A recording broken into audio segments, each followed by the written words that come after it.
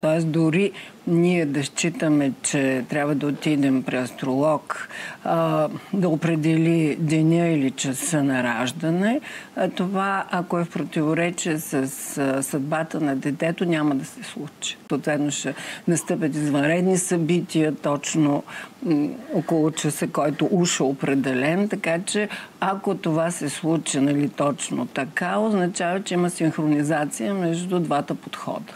Добре, да започнем от там. По какви показатели в наталната карта астролога избира точен час или най-подходящ час?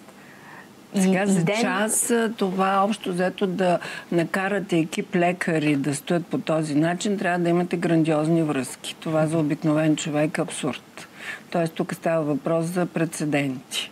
Второ, не е желателно, тъй като сега един човек идва с хороскопа си чрез едно архангелско посвещение. Тоест часа на раждане се избира на ниво не ангели, а на ниво архангели.